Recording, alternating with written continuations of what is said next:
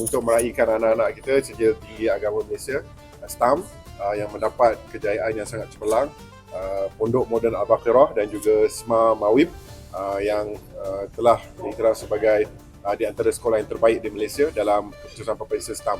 Jadi pada hari ini Majlis Agama Islam dan Persekutuan meraihkan semua anak-anak kita tadi daripada Pondok Moden Al-Baqirah dan juga SMA Mawib. Tahun ni ada 32 orang pelajar STAM kita, dan yang menariknya adalah 2 orang daripada pelajar SMA Mawib dan juga Pondok Moden Al-Baqirah telah pun diisytiharkanlah sebagai Mumtaz Sofi, iaitu Mumtaz yang terbaik di Malaysia.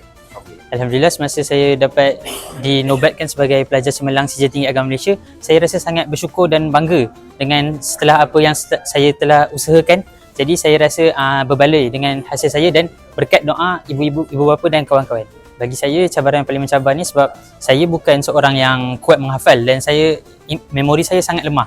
Dan pada pendapat kalian semua, STAM ni perlukan banyak menghafal, sangat perlukan banyak menghafal. Jadi oleh itu sangat sukar bagi saya, jadi saya perlukan masa yang lebih untuk study bagi mendapatkan cemerlang dalam Sijil Tinggi Agama Malaysia ini. Bagi saya, subjek yang paling susah merupakan Nahu dan Sorof kerana dia terlalu banyak formula yang perlu dihafal dan banyak cara-cara kaedah-kaedah yang memeningkan. Okay, jadi bagi saya, tips-tips untuk kaunter ni, jangan tangguhkan pembelajaran. Mulakan daripada awal. Contoh macam kita dah belajar subjek tu, hari tu dah belajar, malam tu kalau prep terus study. Ulang balik apa yang cikgu ajar untuk supaya lebih mudah untuk ingat kalau nak study nanti. Saya selepas ini saya target untuk ke Universiti Islam Madinah. Namun disebabkan masa yang agak lama untuk diterima tawaran ke situ, saya akan sambung dalam negara dulu. Contohnya seperti Universiti Malaya, seperti kos Islamic Finance ataupun Syariah Law.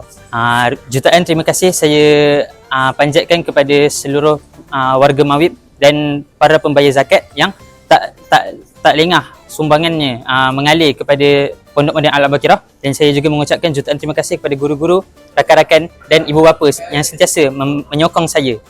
Perasaan saya alhamdulillah syukur dan terima kasihlah kepada ibu bapa saya, terutamanya family saya lain, saudara mara yang selalu doakan saya, cikgu-cikgu, pengetua yang selalu bagi sokongan semua dan segala bantuan yang telah diberikanlah. Dan saya rasa agak terkejut juga pada mulanya sebab saya tak sangkakan result ini.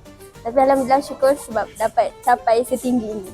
Antara cabarannya adalah sebab saya asalnya bukan daripada aliran diri tulen.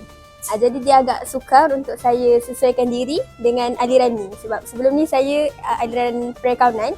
Jadi dia agak sukar untuk saya dan itu adalah cabaran yang terbesarlah untuk saya dalam STAM ni. Kalau untuk saya beranggapan subjek yang paling saya rasa macam agak mencabarlah subjek Nahu Sorof.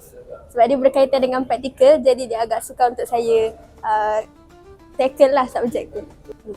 Kalau dikatakan tentang rutin, saya hanya mengikuti rutin-rutin biasa di Semawib. Sebab Semawib memang dah ada rutin yang memang sangat teratur.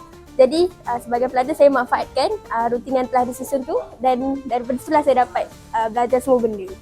Untuk pelajar STAM 2026 dan tahun-tahun seterusnya, saya nak siapkan untuk semuanya belajar bersungguh-sungguh, selalu tolong cikgu, minta ibu bapa doakan selalu dan jaga hati semua orang lah.